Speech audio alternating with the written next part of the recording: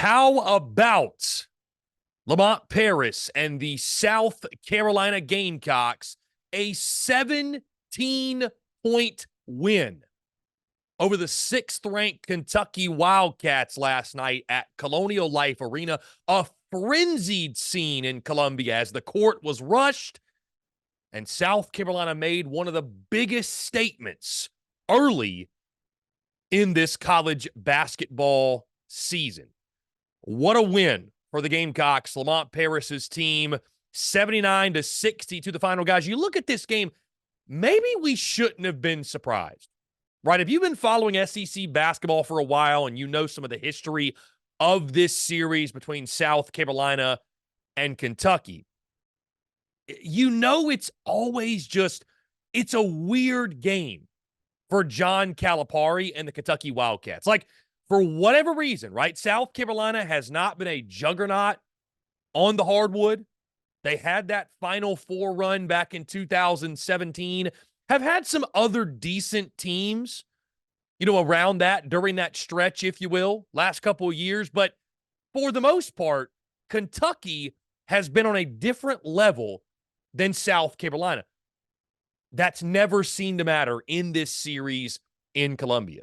Heck, you even look at last year when Lamont Paris took his South Carolina team to Lexington, again, not a good South Carolina team, and beat the Wildcats at Rupp Arena. And guys, again, it was a beatdown of epic proportions last night. A game, guys, that South Carolina, they controlled this thing from the opening tip all the way until the end of the ball game. It got a little hairy there in the second half. Looked like Kentucky was about to make the comeback, right? I think they got that game to within 4 points or something like that. But that lead quickly evaporated, and the Gamecocks pulled off the upset. Again, I don't think we should be all that surprised from the standpoint of this series in Columbia. South Carolina was the 5.5-point underdog in this game. But I looked at that contest and said, Kentucky's very talented. They're scoring at a very, very high rate. South Carolina, while they had just won their last game at Arkansas, lost their last home game about a week ago to the Georgia Bulldogs. So I guess I wasn't going to be surprised by any outcome, if that makes sense. But it was that typical, right, blackout at Colonial Life Arena. It was that typical South Carolina pulls the upset over Kentucky at the CLA, which we have seen before. But a beatdown like this, we had not seen, guys. You look at the stats, South Carolina shot 48% from the field, guys. They shot 46% from three-point land. Free throws had hurt them earlier in the season, guys. Last week's loss to Georgia, of course, was really directly because of free throws and misses, if you will. 10 of 14, 71% from the charity stripe. You look at Kentucky, guys. This is a Kentucky squad that came in as one of the best offensive teams in the country. Guys, they were held to 25 points in the first half. That was the lowest total of any half this season for Kentucky. They shoot just 40% from the field, 31% from three. Got to the charity stripe just 9 times. So South Carolina, a good job, a clean brand of basketball, if you will. Leader for the Cats was Reeves with 15 points, Mitchell with 13, and then Dillingham, had 16 points as well. But just 3 Kentucky players in double digits. No other Kentucky player made it to double digits. And guys, you look at South Carolina, I think one of the things that's most impressive is, I think one of the concerns a couple weeks ago was, is anybody going to step up outside of Meechie Johnson? Is it just going to be the Meechie Johnson show? And they're kind of looking around like, all right, who's going to be the other guy? Who's going to be the second, the third, the fourth scorer, if you will? We're starting to learn, guys, there are other key pieces. That's no longer the case, right? When you look at Talon Cooper leading the way with 20 points, Meechie Johnson with 14 points, Jacoby Wright has caught fire of late. He had 14 points in this game. Josh Gray's emergence for South Carolina down low, 9.6 rebounds.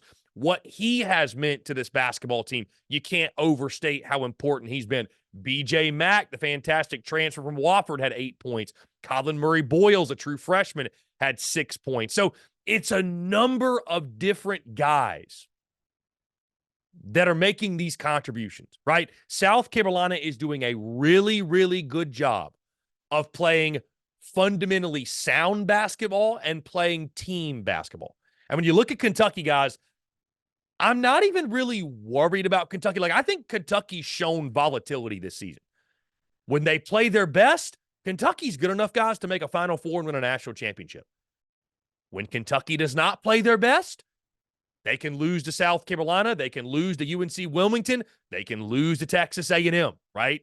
So the range of outcomes for Kentucky is very wide.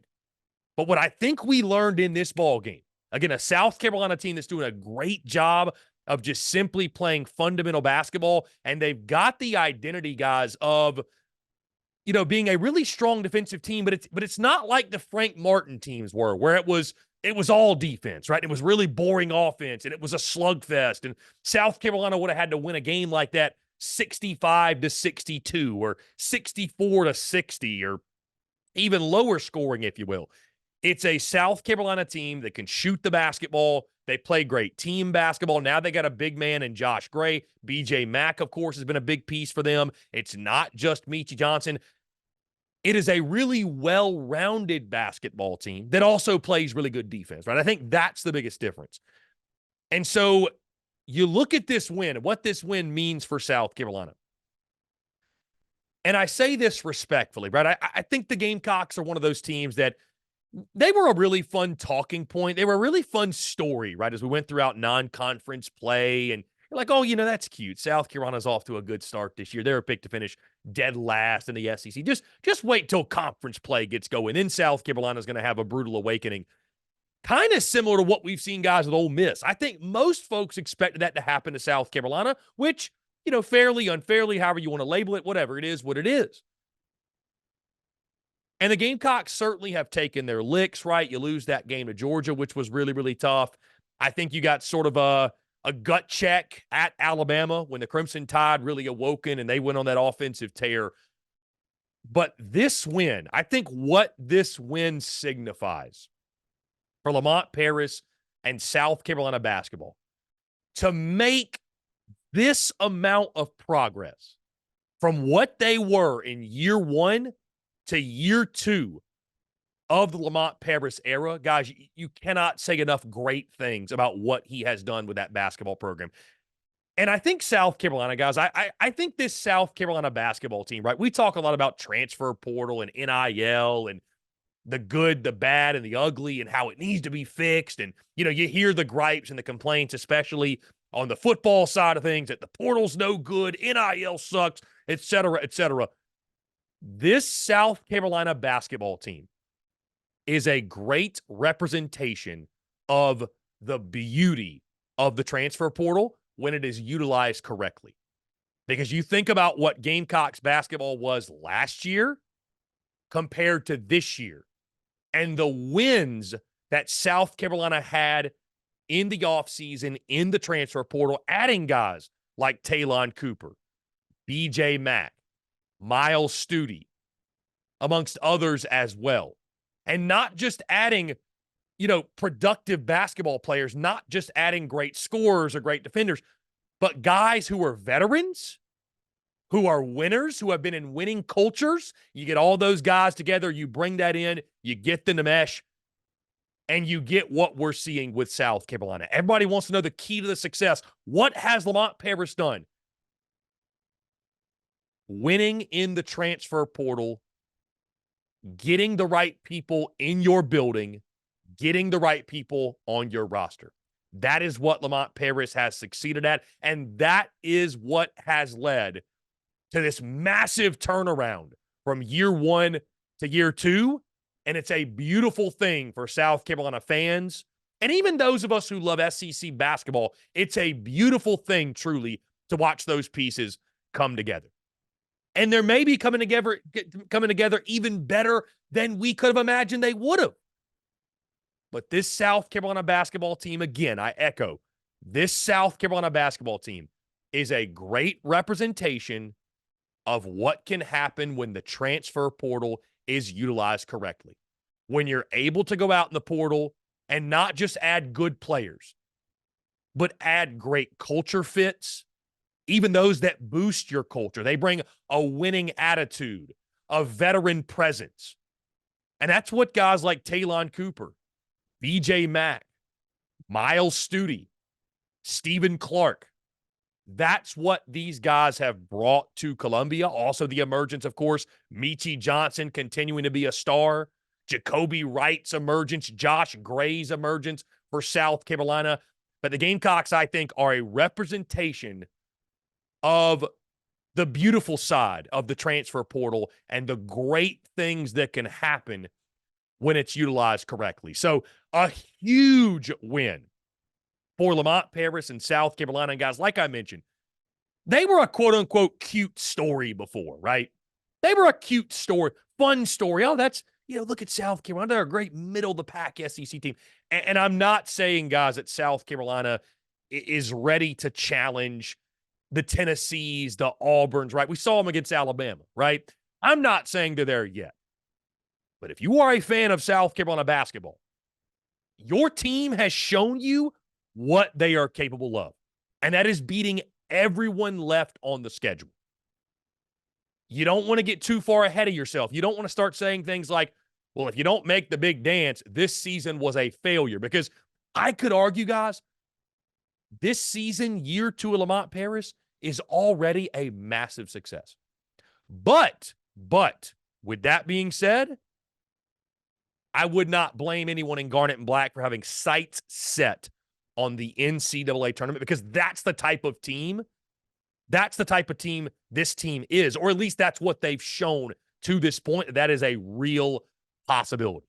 And on the Kentucky side, guys, I think Kentucky's going to be fine. I think they walked into a hornet's nest. I think the blackout at South Carolina, the energy, the excitement, the momentum, I think they walked into a really tough situation. And Lamont Paris, does Lamont Paris own Kentucky? Now he's 2-0 against the Cats.